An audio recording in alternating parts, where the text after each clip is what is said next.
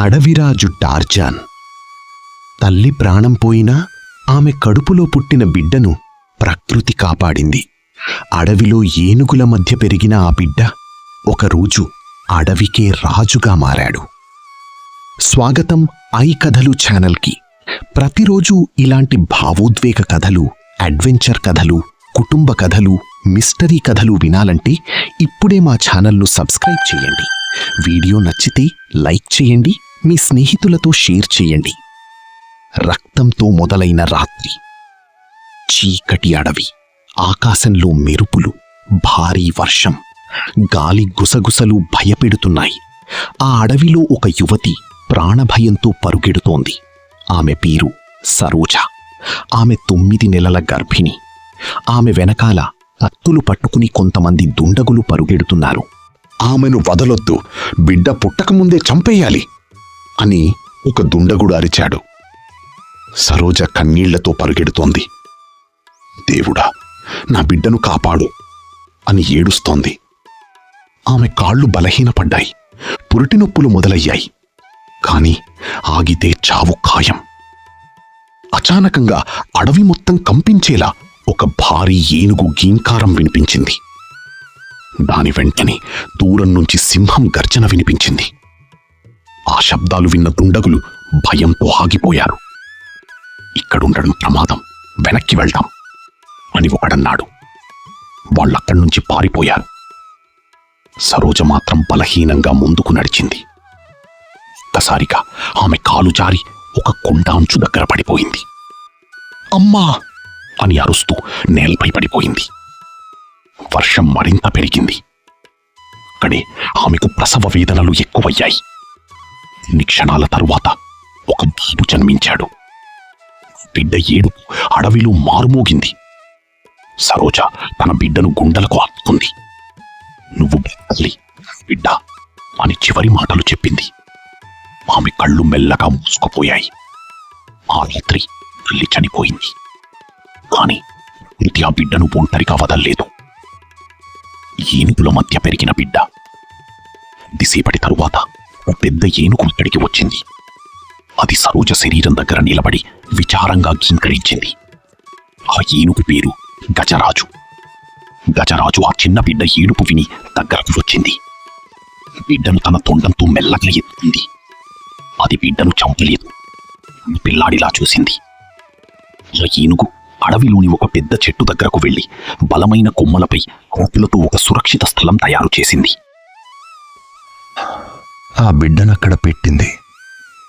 అప్పటినుంచి ఆ బిడ్డకు గజరాజు తల్లి అయ్యింది. అతను జంతువుల మధ్య పెరిగాడు. ఏనుగులతో తిరుగుతాడు, కోతులతో ఆడుకుంటాడు, సింహాల గర్జనలు అర్థం చేసుకుంటాడు. అడవిలో ప్రతి చెట్టు అతనికి తెలుసు, ప్రతి జంతువు అతని స్నేహితుడు. కాని అతనికి సంస్కారం లేదు, చదువు లేదు, మానవత్వం గురించి తెలియదు. అతను ప్రకృతికి పుట్టిన బిడ్డలా జీవించాడు. అడవి యువరాజు. ఆ అబ్బాయి వయస్సు 20 సంవత్సరాలు. అతను చాలా బలంగా ఎదిగాడు.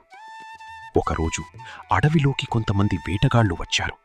వాళ్ళు జంతువులను చంపడం మొదలుపెట్టారు. ఒక చిన్న ఏనుగును బంధించారు. ఆ చిన్న ఏనుగు అరుపు విని ఆ యువకుడు కోపంతో అక్కడికి పరుగెత్తాడు. అతను చెట్లపైనుంచి దూకుతూ వచ్చాడు. వేటగాళ్లు అతన్ని చూసి భయపడ్డారు. ఇతను మనిషినా జంతువా అని ఆశ్చర్యపోయారు. అతను ఒక్కసారిగా ఒక వేటగాడిపై దూకాడు. వారి తాళ్లను తెంచేశాడు. ఏనుగును విడిపించాడు. వేటగాళ్లు భయంతో పారిపోయారు. ఆ రోజు నుంచి అడవి జంతువులు అతన్ని తమ నాయకుడిగా చూశాయి. ఏనుగులు అతన్ని చుట్టుముట్టి గౌరవంగా గీంకరించాయి. సింహాలు కూడా అతని ముందు తల వంచాయి. ఆ అడవి అతనిని రాజుగా అంగీకరించింది. మనుష్యుల ప్రపంచం. ఒకరోజు అడవికి దగ్గర్లో ఉన్న గ్రామానికి కొంతమంది పిల్లలొచ్చారు. ఆ పిల్లలలో మాధవి అనే అమ్మాయి ఉంది. ఆమె చదువుకున్నది, మనసు మంచిది. ఆమె ఆ యువకుణ్ణి మొదటిసారి చూసింది. అతను చెట్టుపై కూర్చుని ఉన్నాడు. జుట్టు పెద్దగా ఉంది, దుస్తులు కూడా సరిగ్గా లేవు. కాని కళ్లలో అమాయకత్వం ఉంది. మాధవి అతనికి పండు ఇచ్చింది. అతను ఆశ్చర్యంగా చూశాడు. ఆమె నవ్వింది.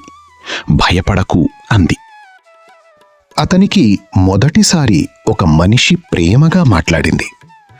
కొన్ని రోజుల పాటు మాధవి అడవికి వచ్చేది. అతనికి చిన్న చిన్న మాటలు నేర్పేది.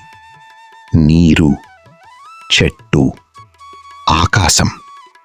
అతను మెల్లగా మాట్లాడటం నేర్చుకున్నాడు. మాధవి అతనికి తరుణ్ అని పేరు పెట్టింది.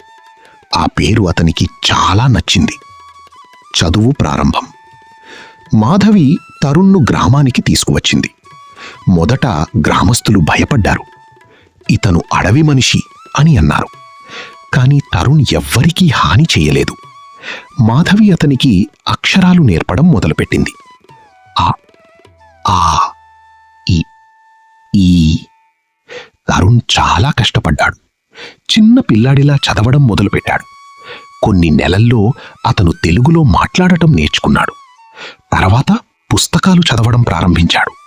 మనుష్యుల ప్రేమ, కుటుంబం, సమాజం అన్నీ అర్థమయ్యాయి. కాని అతని మనసు మాత్రం అడవిని ప్రేమించింది. నిజం బయటపడింది. ఒకరోజు గ్రామంలోని వృద్ధుడు తరుణ్ మెడలో ఉన్న ఒక పాత తాయెత్తు చూశాడు. అది చూసి షాక్ అయ్యాడు. ఇది రాజశేఖర్ కుటుంబానికి చెందిన గుర్తు అన్నాడు. ఆ వృద్ధుడు నిజం చెప్పాడు. 20 ఏళ్ల క్రితం ఒక ధనిక కుటుంబంపై దాడి జరిగిందని, ఆ కుటుంబంలోని గర్భిణి సరోజ అదృశ్యమైందని చెప్పాడు. ఆమె బిడ్డ చనిపోయాడని అందరూ అనుకున్నారని తెలిపాడు. తరుణ్ కళ్ళలో నీళ్లు వచ్చాయి. అంటే నాకు కుటుంబం ఉందా అని అడిగాడు. వృద్ధుడు తల ఊపాడు. తర్వాత తరుణ్ తన కుటుంబాన్ని వెతకడం ప్రారంభించాడు. కుటుంబంతో కలయిక. రాజశేఖర్ కుటుంబం ఇప్పటికీ సరోజ జ్ఞాపకాలతో బాధపడుతోంది. ఒకరోజు తరుణ్ వాళ్ల ఇంటికి వెళ్ళాడు.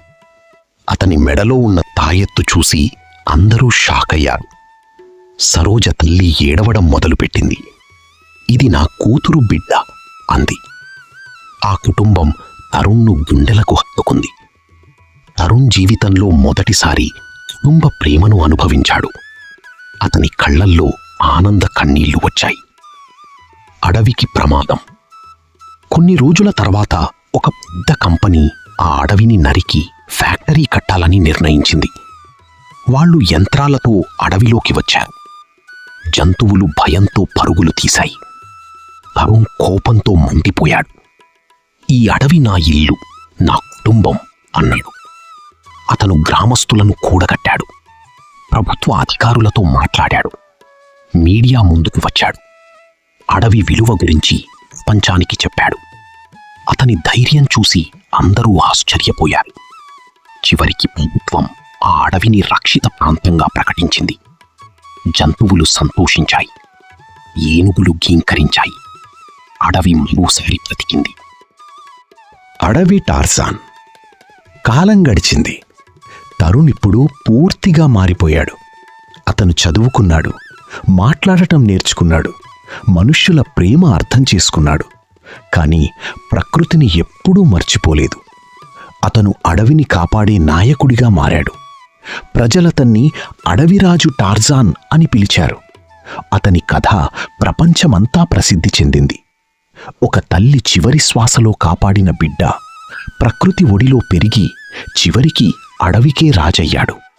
మనిషి ప్రేమ లేకపోయినా ప్రకృతి ప్రేమ ఉంటే జీవితం నిలబడుతుంది. జంతువులు మన శత్రువులు కావు. ప్రకృతిని ప్రేమిస్తే ప్రకృతి మనల్ని కాపాడుతుంది.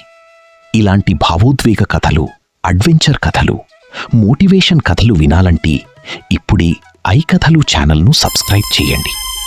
వీడియో నచ్చితే తప్పకుండా లైక్ చేయండి. మీ స్నేహితులతో షేర్ చేయండి. కామెంట్లో మీ అభిప్రాయం తప్పకుండా చెప్పండి. ప్రకృతిని ప్రేమిద్దాం, జంతువులను కాపాడుదాం. నీ ప్రేమే మా ఆదరణ. ధన్యవాదాలు.